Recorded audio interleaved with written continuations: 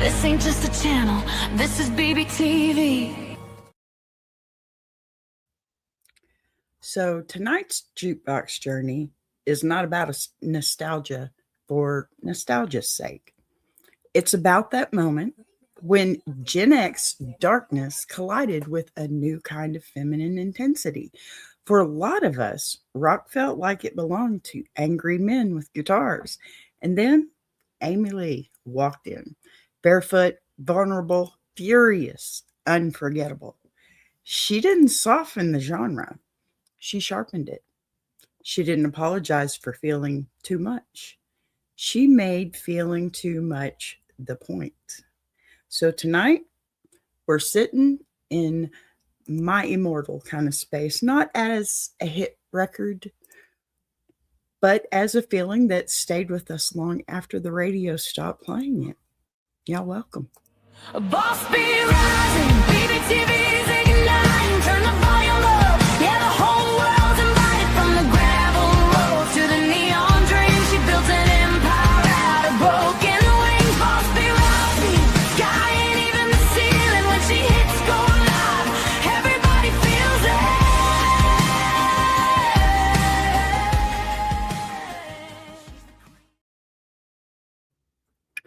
Hey, Chris. Good to see ya. Glad to have ya. All right, y'all. Welcome to Jukebox Journey, the place where we don't dust off music like a museum relic, okay? We crank the windows down, turn the stereo up, and let the stories ride shotgun with us. So this isn't a polite history lesson, okay? Usually it kind of is. And it's not with soft lighting or anything kind of crazy like that, you know? It's more like pulling up a bar stool with your favorite record, just kind of, spinning in the background while someone leans in and says, wait, let me tell you how all of this actually started. So tonight we're diving into Evanescence, not because they're safe, okay, but because they're dramatic and moody and theatrical and tender and gloriously intense.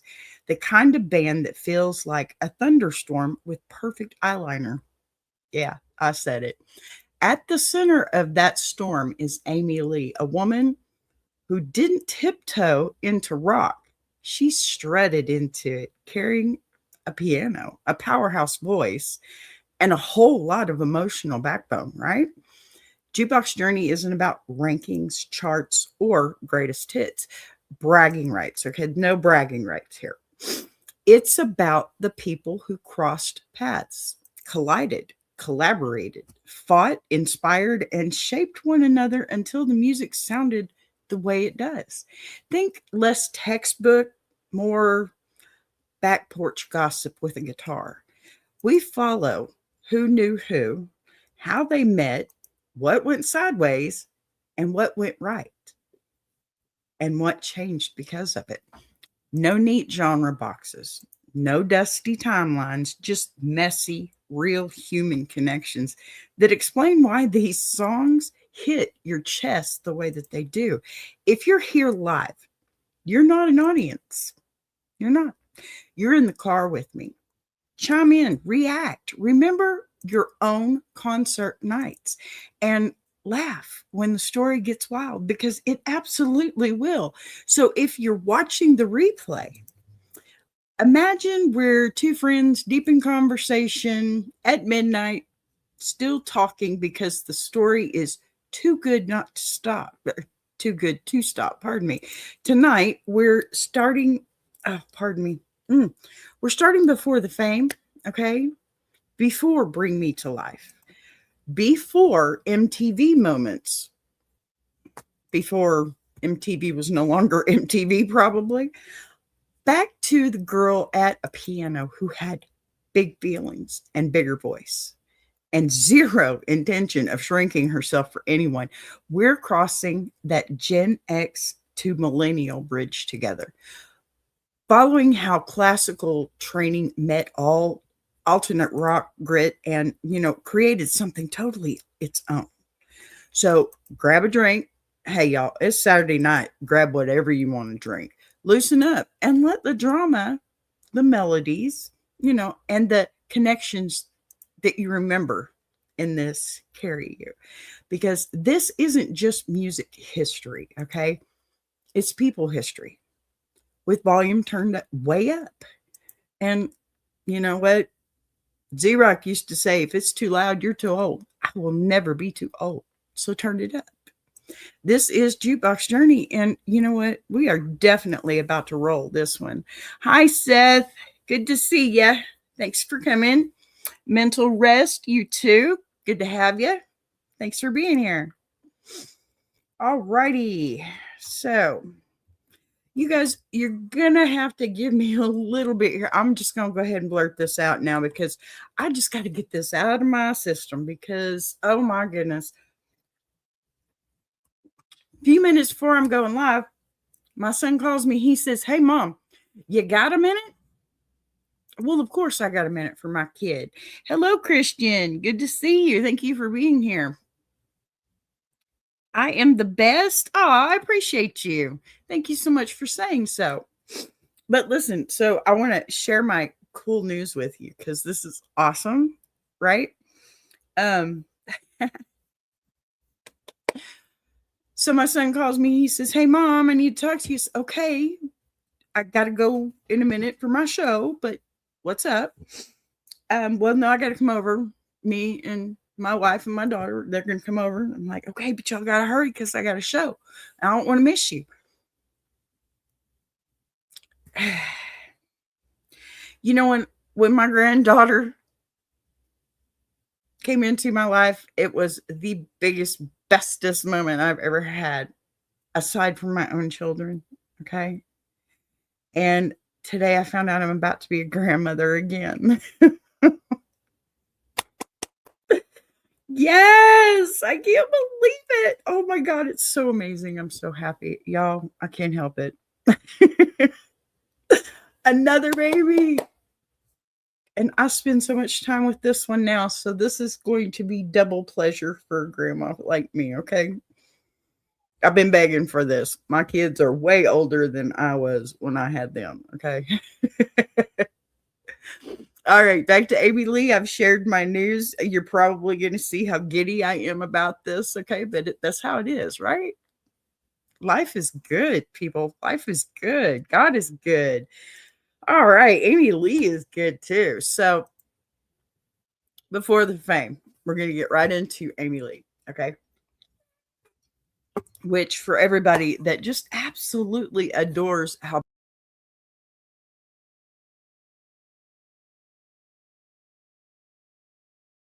come on. There I am. See? Okay. So Amy Lee, I'm sorry, y'all, I'm giddy. I can't help it. And at 54 years old, yes, you still get giddy. If anybody has that question, let me put that out there right now, okay? When it's about a grandchild, it's like extra giddy, right? Okay, so Amy Lee did not grow up like a future rock star, okay? She grew up like a kid carrying a storm inside her body that no one around her fully knew what to do with. The kind of girl who could sit silent for hours and then rip your heart open at a piano without saying a single word. Born in California, shuffled through Arkansas, she learned very early that life wasn't going to hand her stability. And you know what? That forced her to build an inner world that was darker and bigger and far more dramatic than most kids her age. Church wasn't just a place she attended, it was a soundscape that shaped her ear. All choirs, reverberation, high ceilings, an emotional tension that seeped straight into her bones. But don't mistake that for sweet church girl, okay? Because that's not the energy we're talking about here. Amy was the kid who felt too much, noticed too much. And you know what? Never quite fit anywhere cleanly. When her little sister Bonnie died at only 3 years old, that grief didn't just sit quietly in her life. Did y'all know that? Yeah.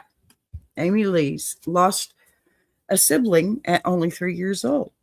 And it cracked something open permanently. And instead of burying it, Amy translated that heartbreak into sound. She didn't just practice piano, she treated it like a confessional booth where she could scream without making noise, where sadness could become beautiful instead of shameful. So in school, she wasn't the loud rebel. She was the girl that people underestimated and the quiet one who suddenly became volcanic the second she opened her mouth to sing. Classical training sharpened her like a blade, but her imagination, well, it was already wild. Patty friend, I am doing so well. Did you just get here, honey? Because I have to reshare my news. My son, my youngest son, my middle child, was just here letting me know that I'm about to be a grandmother again. Yes, that's two for me. Two for me. Oh, I'm so glad you're here, Patty friend. I needed to share that with you too, Doc, because you're my best friend. My BFF right there. All right. So, um, Amy Lee's imagination was already wild and moody and cinematic, a little bit haunted, and absolutely fearless when it came to emotion. While other kids tried to blend in, Amy leaned into being different, leaning into, I guess, the weird, right? Leaning into the dramatic because pretending to be normal felt like suffocating. Friends from those years really described her as shy in conversation, but utterly commanding at the piano, as if music was the only place she ever felt fully alive. I can understand that. Sometimes I don't even care. I'm in the kitchen, I'm in the store, I'm anywhere, and I just start belting out a song. I didn't used to have the huevos to do that, but I do now. So I do every now and then. And I mean, I've never been one to chase fame, and neither was she. She obviously got further than I did, but she was chasing a way to survive, I guess, her own intensity.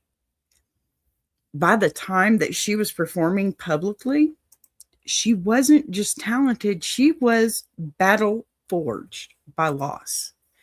You know, Stubborn about her identity, really. And, well, she was emotionally dangerous in the best possible way. Okay.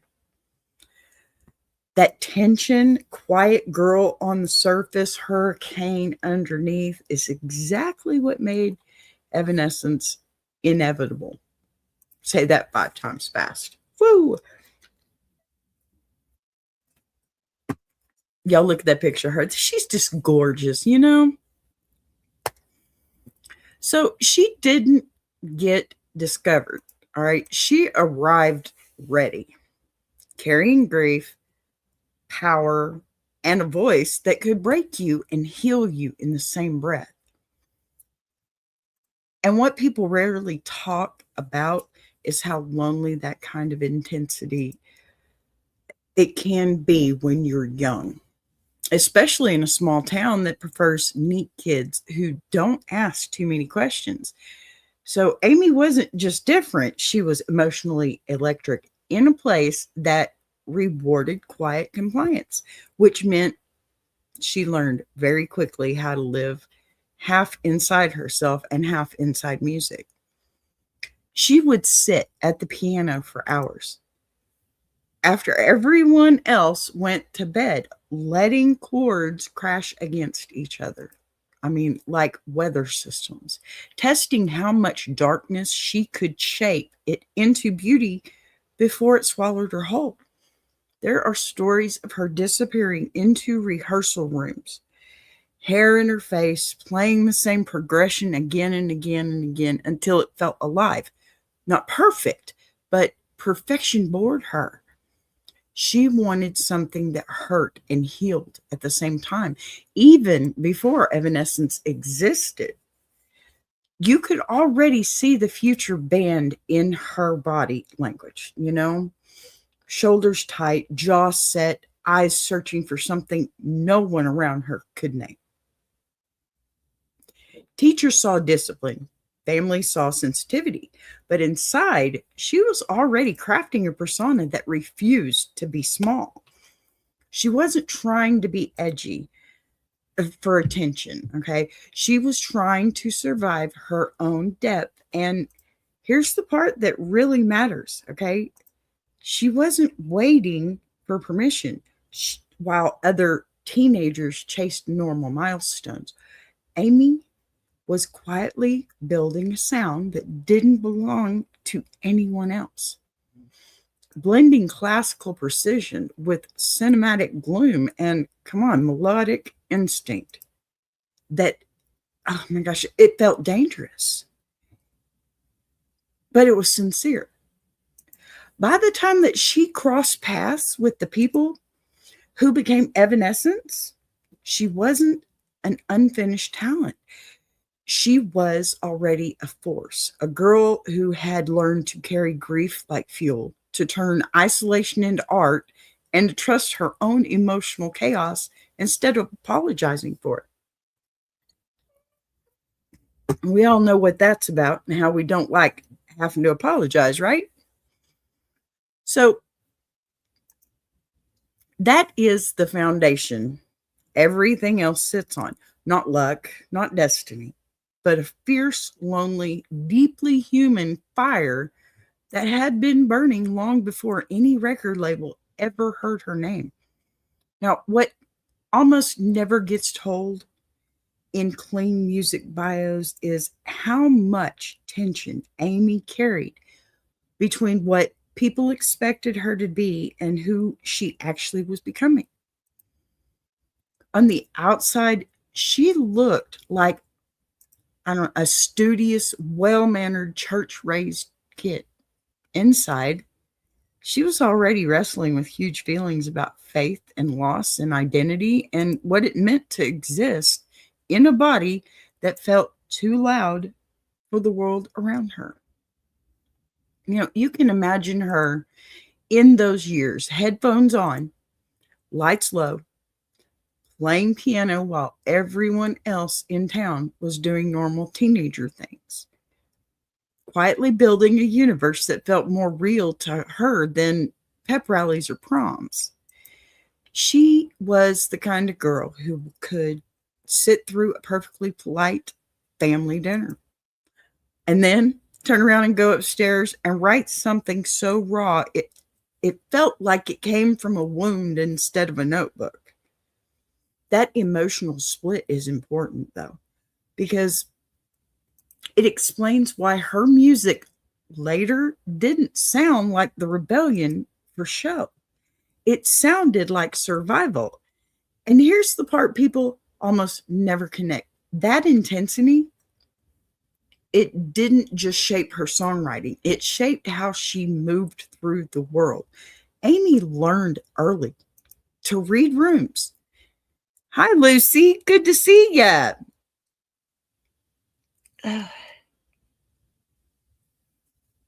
Sorry, I'm trying to read something there. So,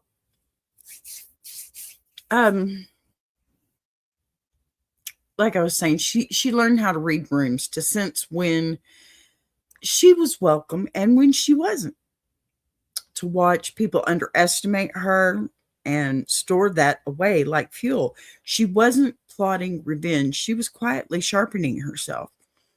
When she stepped onto a stage as a teenager, even in a small local setting, something shifted in her body. The shy girl completely vanished.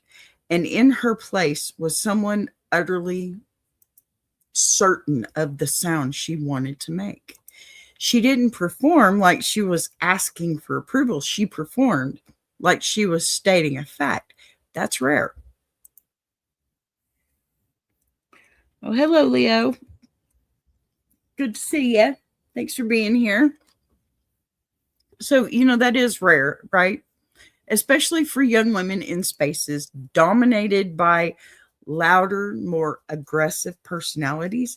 By the time she crossed paths with other musicians who would later orbit Evanescence, Amy already carried a contradiction that would become the band's signature.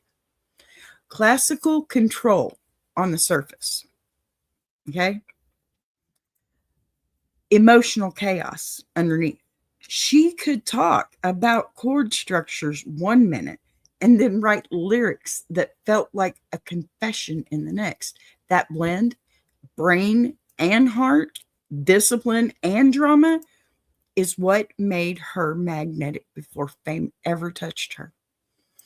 You know, people didn't just hear her voice, they felt the life she had lived in. So when you think about before Evanescence, okay, don't picture a blank slate waiting to be molded by the industry. Picture a young woman already forged by grief, sharpened by isolation, grounded by classical training, and fearless about feeling deeply in a world that constantly told her to tone it down.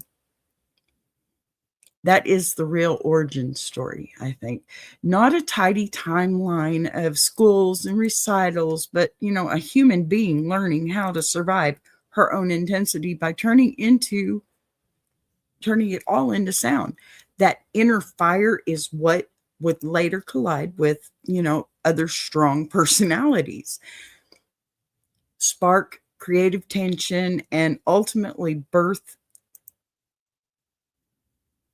came Evanescence, okay? But it all started here in quiet rooms, late nights, heavy feelings, and a girl who refused to shrink.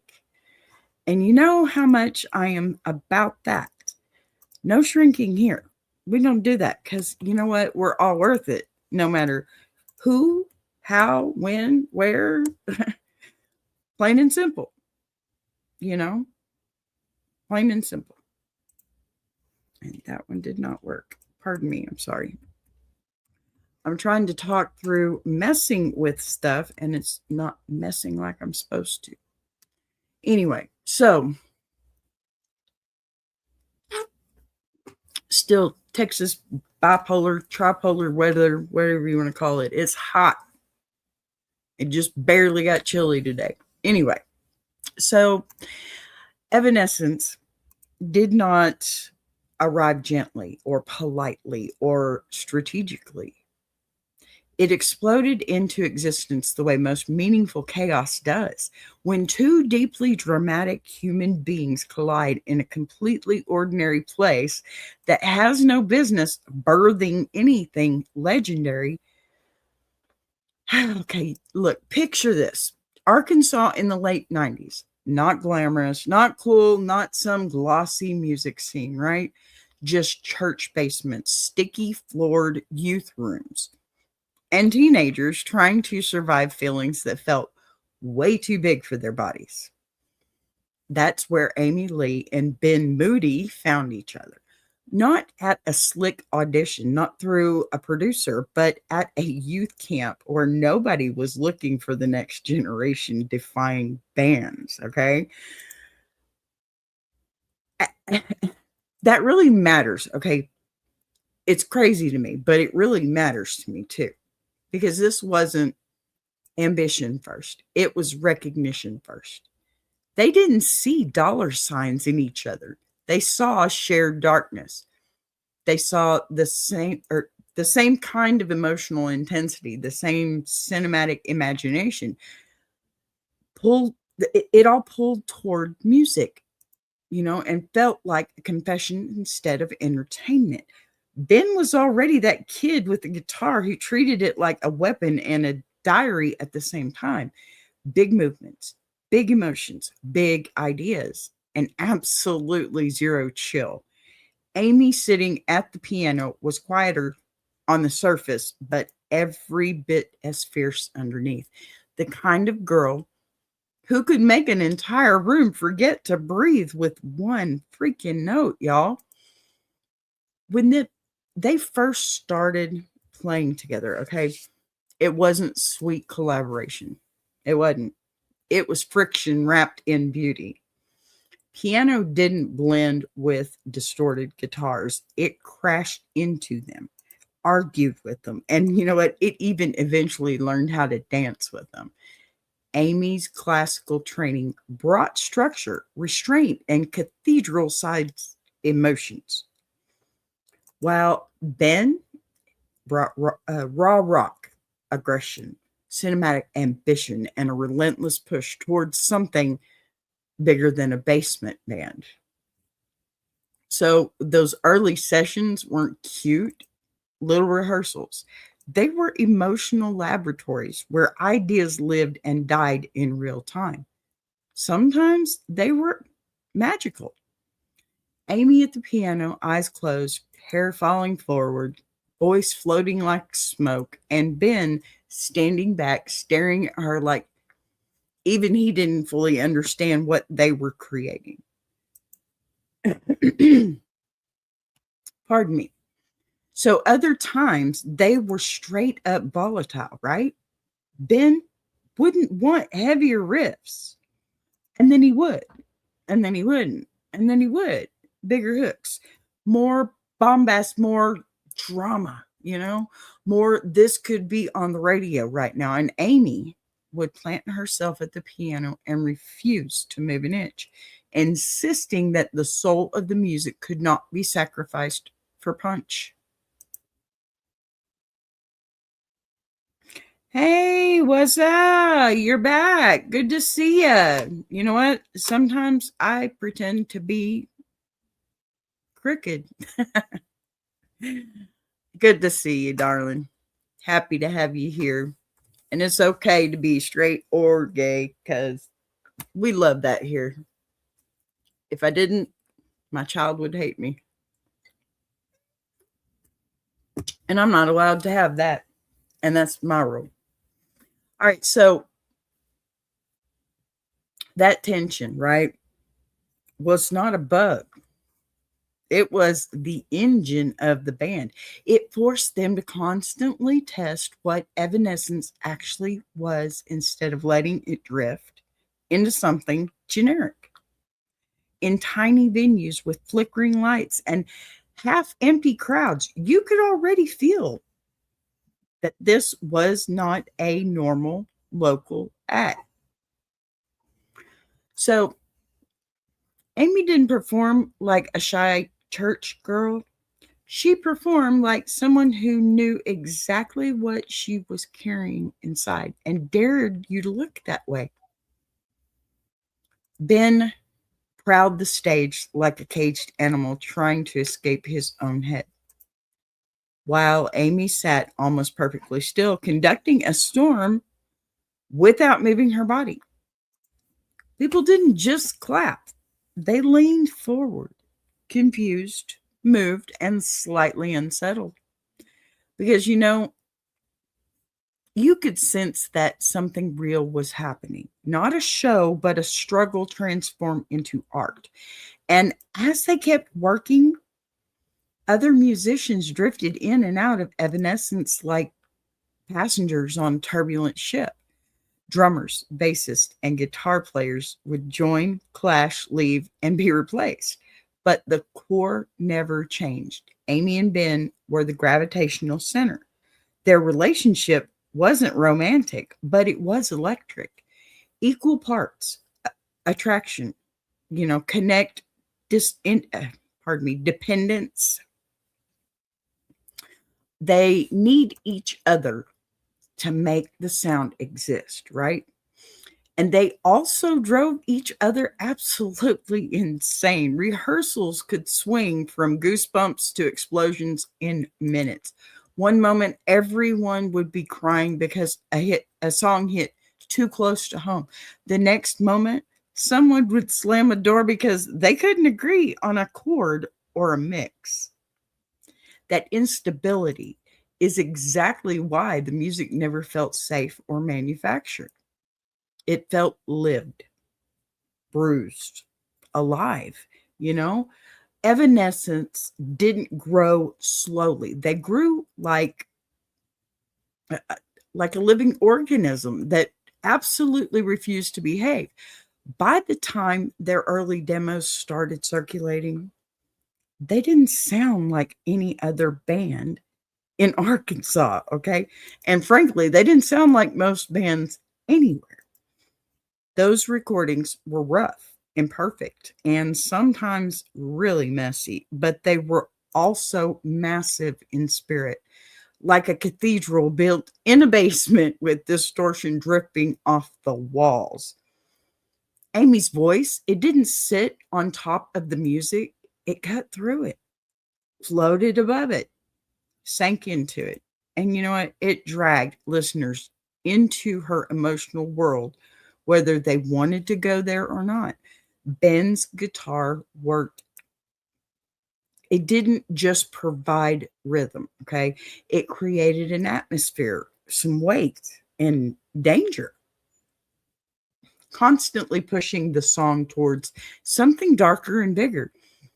Labels didn't notice Evanescence, okay, because they fit a trend. They noticed them. They noticed them because they broke every expectation of what a female fronted rock band was supposed to be. True facts. Amy wasn't a decorative singer placed in front of loud men. She was the emotional engine of the entire project. The reason the songs felt haunted instead of hollow. Okay. At the same time, the push and pull between Amy and Ben, it kept sharpening the band instead of destroying it. Even though it kind of felt like it was better than you thought. Every argument, it forced them to clarify what mattered. Was Evanescence about radio hits or emotional truth, right? Was it about aggression or vulnerability? Was it spectacle or sincerity? The answer kept shifting. And you know what? That shifting became the band's identity. They weren't chasing a genre, they were chasing feeling. That moment when your chest tightens, your skin prickles, and you realize music just hit something deep inside you, late nights bred into early mornings, okay? Basement floors shook. Neighbors complained, obviously. Amy's piano echoed through thin walls while Ben cranked amps until the sound felt like a storm rolling through town. And here's the part most clean music bios skip, okay? Those years, they weren't just about music. They were about survival. Both Amy and Ben were carrying personal weight, grief, insecurity, ambition, and the pressure of feeling different in a place that rewarded sameness. That emotional intensity seeped into every single song, every rehearsal, every fight, and every breakthrough. Evanescence, Evanescence wasn't built in a studio, okay? It was built in emotional fire. By the time they were ready for the world to hear them, they weren't some blank slate waiting to be shaped by a label. Not at all. They were already a fully formed force, messy, dramatic, fragile, powerful, and impossible to ignore. Before Bring Me to Life, before MTV, before Platinum Records, Evanescence already existed as a living, breathing creature, born not from marketing, but from two fiercely different teenagers who crashed into each other at exactly the right moment and refused to apologize for their chaos.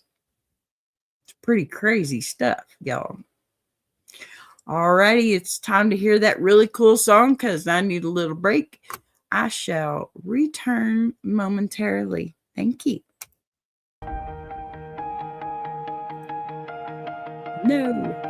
She came from the quiet storms, built a fire from the ground, turned a whisper to a warning. Now her voice shakes the town. Every setback was a lesson. Every doubt became a key, unlocking something bigger. That's the rise of Boss B. When the lights go low, her vision hits high. She built a whole damn network off a promise and a try. Every sunrise, every moment, she's stacking legacy. This ain't just a channel, this is BBTV.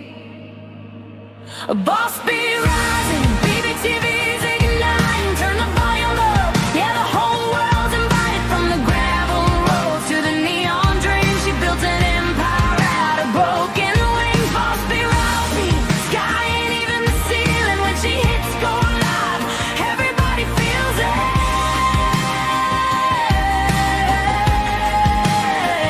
She's the queen of the comeback, the storm in the stream, crafting stories out of heartbeats, making visions out of dreams.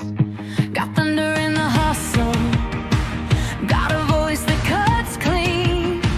Every mic she touches turns the power unseen. So let further spin the numbers, let the views rise slow or fast. Boss B doesn't measure wins by echoes of the past. This moment is a pivot, this season's history. Bow down to the founder of the BBTV dynasty. Boss B rising, BBTV's igniting. Turn the volume up, yeah, the whole world's invited. From the gravel roads to the neon dream, she built an empire out of broken wings. Boss B rising, sky ain't even the ceiling. When she hits go live, everybody feels it.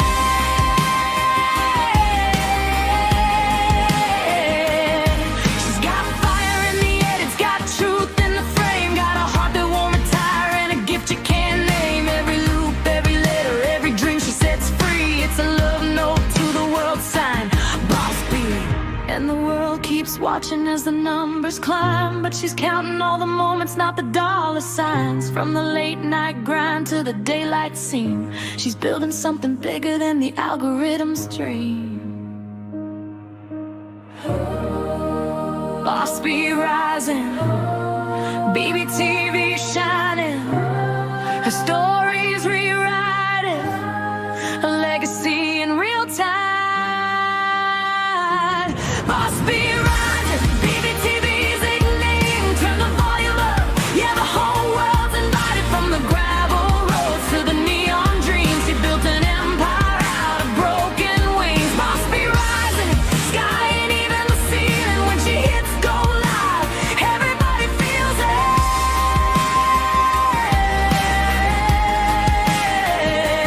BBTV, where the stories breathe. BBTV, where the dreamers believe. Boss B rising, watch her take her place. This is BBTV, this is her grace.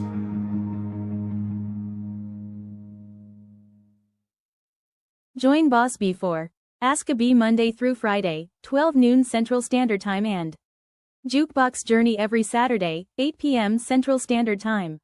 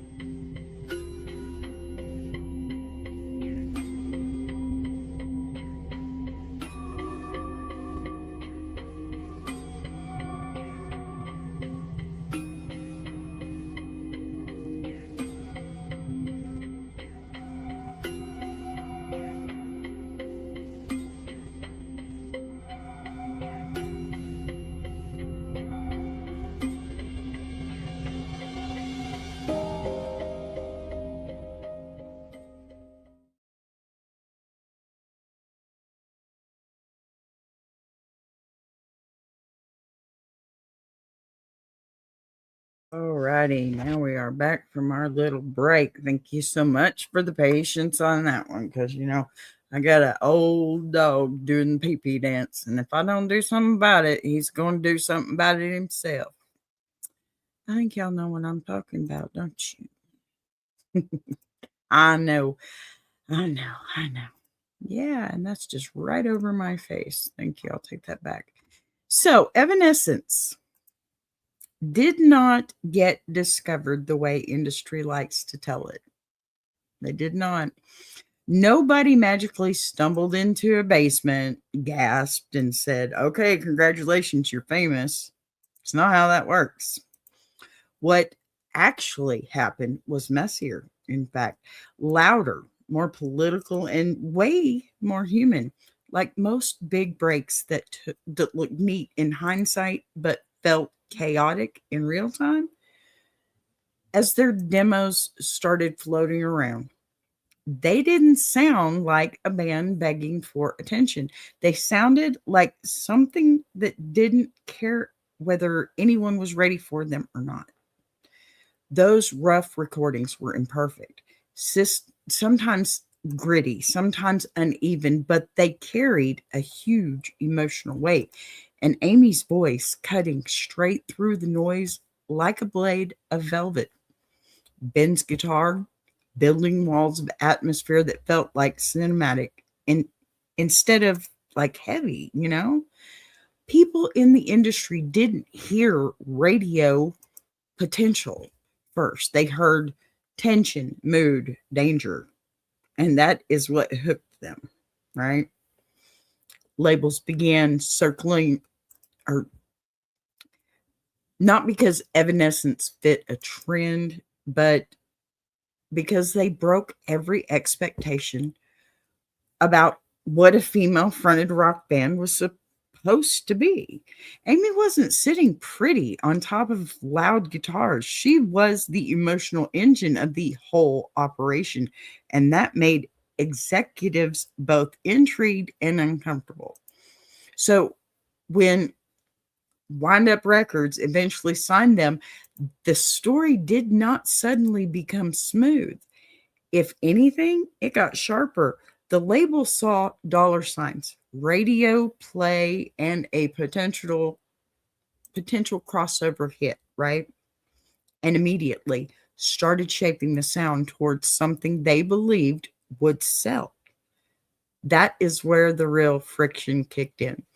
Amy didn't walk into that space like a compliant newcomer. I can't even read my own stuff. Okay, she walked in like someone who, pardon me, who already knew exactly what her music meant and refused to let it be diluted. Meanwhile, Ben was pulled in the opposite direction, leaning into bigger hooks, heavier production, more mainstream appeal. That split became the fault line of Evanescence in real time. So the creative tension that had once fueled them was being amplified by industry pressure, marketing meetings, deadlines that had nothing to do with art. Okay, Bring Me to Life became the perfect example of this collision.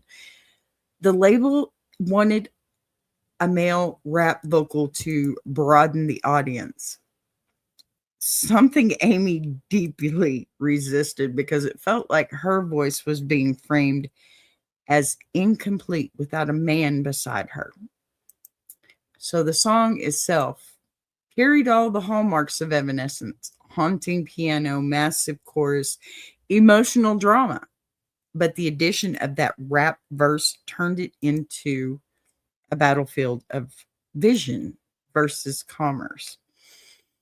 Amy fought for control, arguing that the band, well, it should not have to compromise its identity to be accepted, while Ben and the label pushed for a version that, could dominate radio.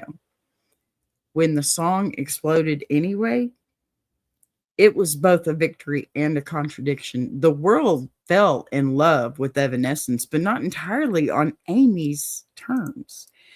Fame arrived like a flood, fast loud, and overwhelming. Just the norm, I would think. Dragging the band into a spotlight they were not fully prepared to navigate. And you know what? At the same time, the relationship between Amy and Ben was fracturing under the weight of success.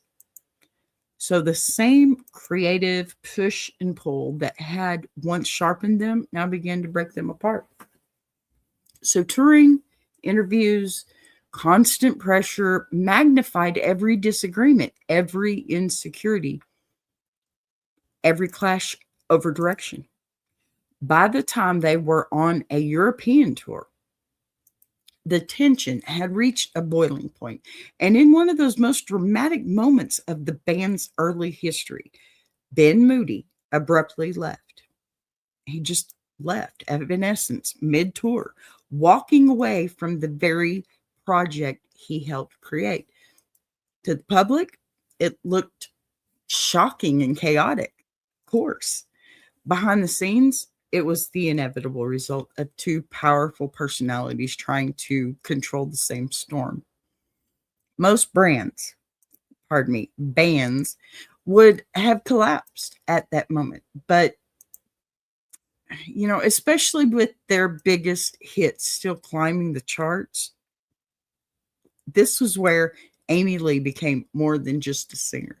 She became the undeniable leader of Evanescence. Instead of shrinking or panicking, she stepped forward, making it clear that the band had always been more than just her partnership with Ben. She recentered the music around her vision: piano-driven, emotionally raw, and unapologetically dramatic. In that crisis, the world discovered something that had always been true. Evanescence was never simply Amy and Ben. It was Amy's artistic world made real through collaboration. So discovery in that sense wasn't just about record sales or MTV rotation. It was about the industry discovering who actually held the creative power. The label learned that they couldn't just package Amy as a pretty front woman. Fans learned that Evanescence wasn't a fragile studio creation, but a living, breathing band that could survive internal collapse. And Amy herself learned that she could stand in the center of the storm without being swallowed by it. Something I think a lot of us wish that we could learn, right? So fame didn't soften her. It sharpened her, right?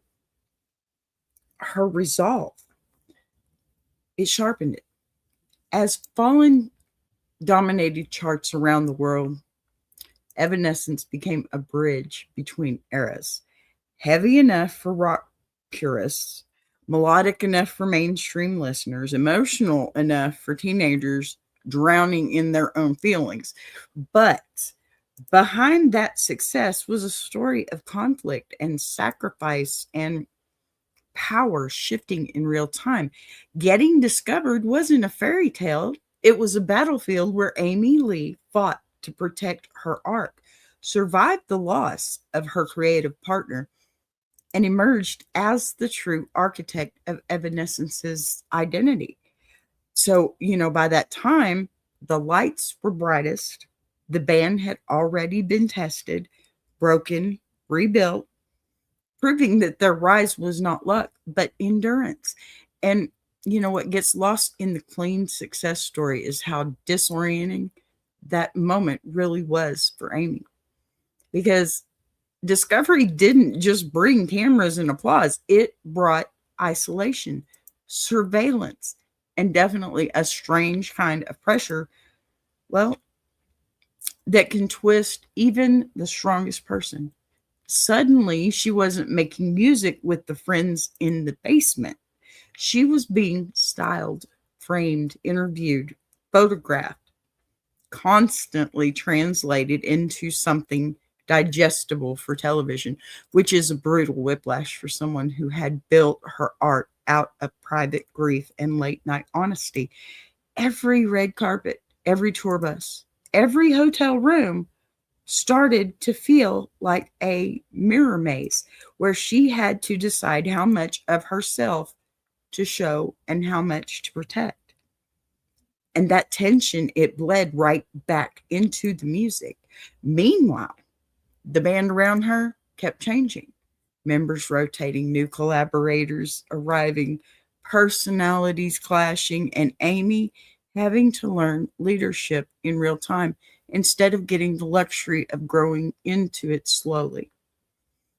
There were moments on the road where the crowd was screaming and the lights were blinding, and she felt completely alone because fame doesn't actually cure loneliness, it often sharpens it.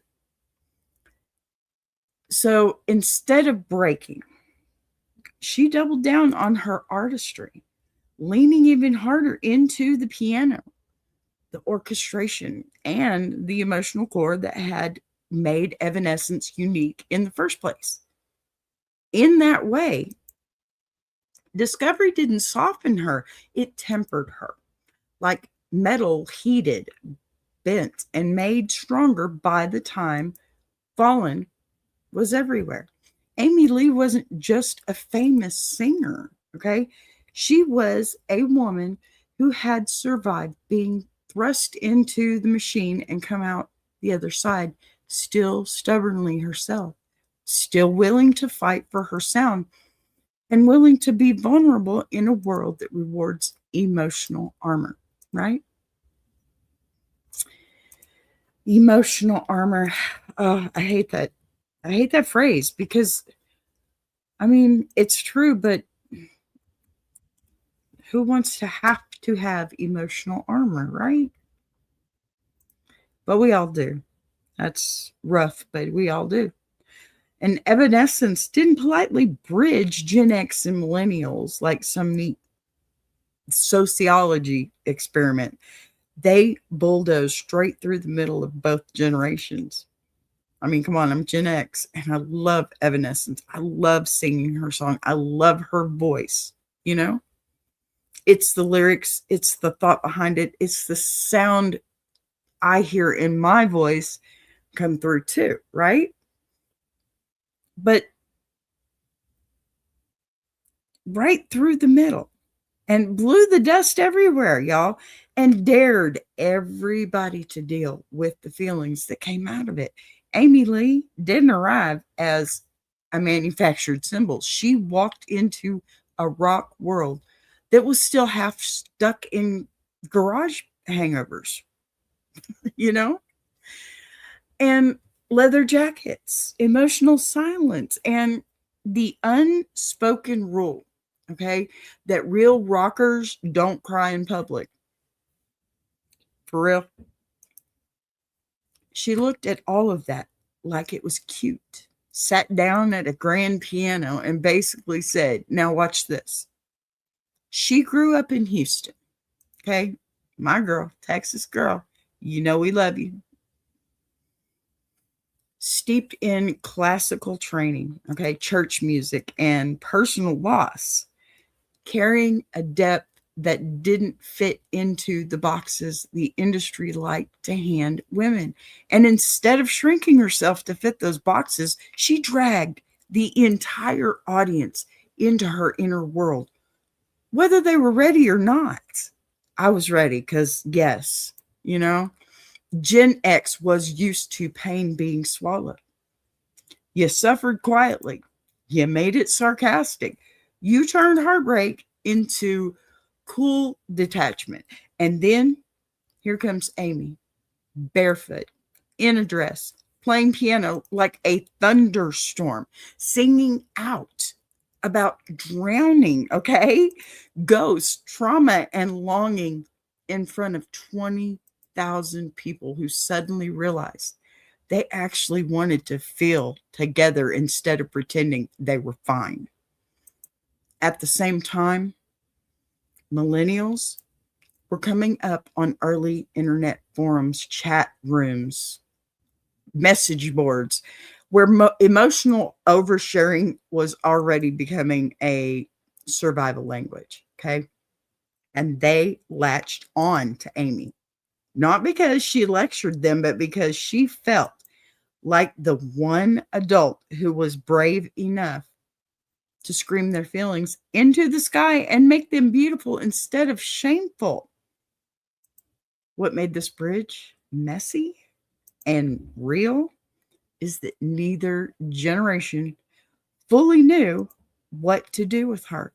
Older rock fans respected the heaviness of and yeah, say that 5 times. Evanescence. Thank you, Big Jack. Good to see ya. Evanescence, but side-eyed the theatrical drama, right? Okay. While younger fans worshipped her intensity, but worried about how much of herself she was giving away, Amy ended up carrying both roles at once. The fierce band leader fighting with labels, producers, bandmates, behind the scenes, and the emotional beacon for fans who wrote her thousands of letters about grief, depression, faith, and survival. On stage, she wasn't stomping around like a macho front person, okay? But she also wasn't hiding like a fragile flower. She stood there like a queen who knew exactly how powerful her voice was and exactly how tender her heart could be in the same breath. You could feel that tension in every show. Guitars slamming like a mosh pit while choirs floated overhead, the stained glass, right? Piano anchoring everything like a heartbeat. And Amy's voice cutting through the chaos like velvet wrapped around a blade. That sonic collision is what made the bridge undeniable. Toughness crashing into tenderness, darkness crashing into beauty, anger crashing into vulnerability, and somehow becoming something that felt sacred instead of chaotic. And let's be real, okay? The mess behind the scenes was just as much a part of this story as the music was. Evanescence was never some tidy little band.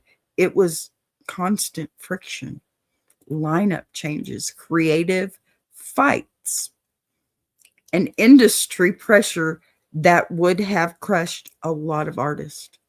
Ben Moody, leaving at the height of their success, didn't just change the sound, it shook the foundation of the band and forced Amy to step fully into the leadership, whether she wanted to or not.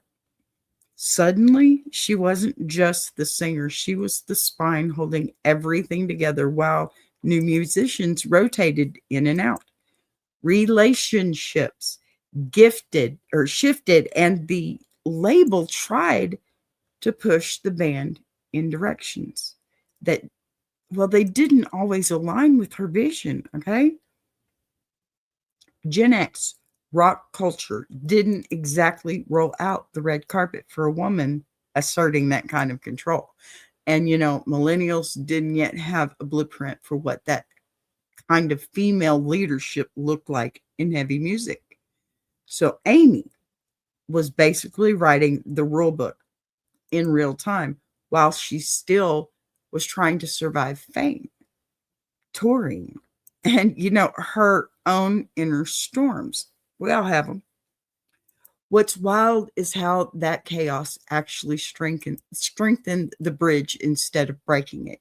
Every fight with the label, every lineup shift, every tour meltdown, every public misunderstanding forced Evanescence to evolve, and that evolution mirrored what both generations were going through emotionally. Gen X listeners who grew up on grunge slowly realized that vulnerability didn't make you weak, and millennials who grew up idolizing emotional honesty learned that boundaries and power still matter. Evanescence became the meeting place where those lessons collided, not in theory, but in lived human experience. You could hear in every note. The band's sound embodied that perfectly. Heavy guitars honoring rock tradition on one side, cinematic orchestration pulling the music into something larger than life on the other side, with Amy's voice sitting right in the center like a lightning rod between two storms. By the time Evanescence reached mainstream success, their role as a generational hinge was impossible to ignore. Older fans saw a band that respected rock's weight and seriousness, while younger fans saw artists who treated feelings as valid instead of embarrassing. At live shows, you'd see leather jacket Gen Xers standing shoulder to shoulder with eyeliner wearing millennials, all of them singing the same lyrics for completely different reasons. Some because it echoes their old wounds, others because, sorry, my dog is trying to distract me right now. Others because it's articulated their current ones, okay? That's not marketing. That's human connection in motion, right? And here's the part nobody talks about enough. Amy didn't just survive that pressure. She used it instead of letting the industry flatten her into a pretty front woman. As gorgeous as she is, right? She leaned harder into her artistry, piano, orchestration, lyrics that refused to sugarcoat pain, and a stage presence that blended classical elegance with rock ferocity, right? She showed both generations that you could be dark without being cynical, theatrical without being fake, and definitely powerful without being cold. So in doing that, Evanescence didn't just sit between Gen X and millennials. They actively reshaped how both groups understood emotion and music. They proved that, pain could be ugly, beautiful, funny, messy, holy, and real all at once. And that a woman at a piano could command just as much respect as any man with a guitar. So when we talk about this bridge, we're not talking about eras on a timeline. We're talking about a living emotional crossing where two generations met inside one band, inside one voice. One chaotic, brilliant, unforgettable moment in rock history. Evanescence didn't ask permission to exist in that space. They claimed it, fought for it, bled into it, and left a mark that still hasn't faded. Okay? So, personally, I think, all right. So, that to me, I think, is why Evanescence matters beyond just hits and memories. Okay? It's a human story, not a museum piece. That's what's important to these stories for me. It's about people colliding and growing and breaking and circling back and turning all of that into something that outlives the chaos that made it. Amy didn't get here by being perfect or polite. She got here by standing her ground and learning in public and letting her art be as complicated as her life. Tonight, we didn't just trace a band. We traced how real relationships shape sound, how pain turns into power, and how one voice can sit right in the center of two generations and make them feel seen at the same time. That's the Jukebox journey. Following the people, the crossings, the consequences that all make music what it is. I'll carry this thread with us into next Saturday when we step fully into another great. And who better to have come next Next weekend, we're going to talk about Seether. You knew that was coming. Come on.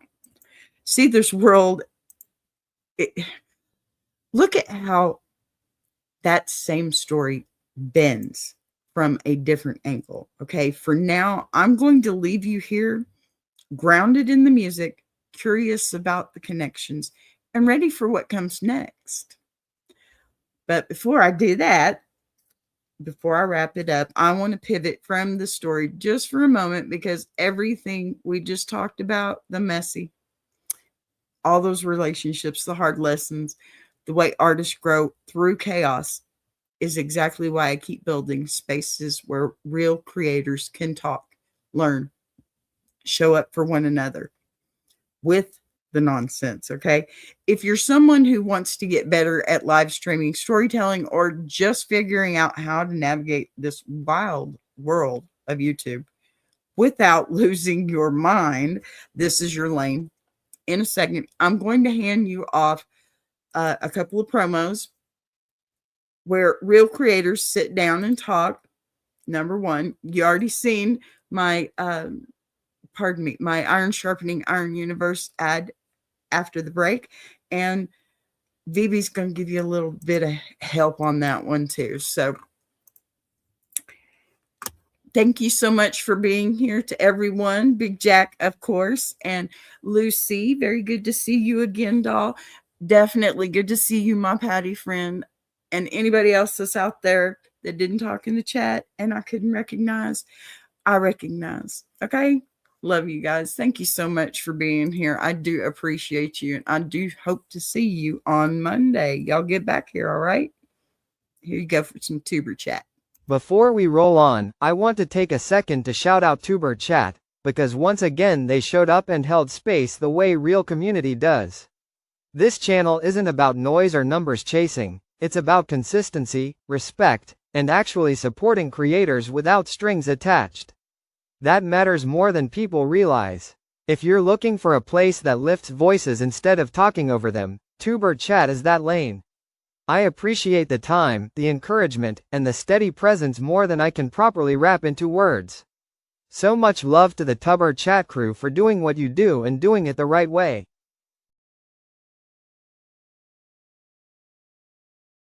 If you're enjoying this show, subscribing is the easiest way to support what's being built here on BBTV. You'll see the join button right next to subscribe. No pressure, no expectations, just an option for people who want to support the channel in a real way. We're live weekdays at 12 p.m. Central, and each day has its own focus. Same honesty, same voice, just different conversations depending on the day. And if you've got a story you want to share, send it in. Anonymous is always fine. Boss be rising.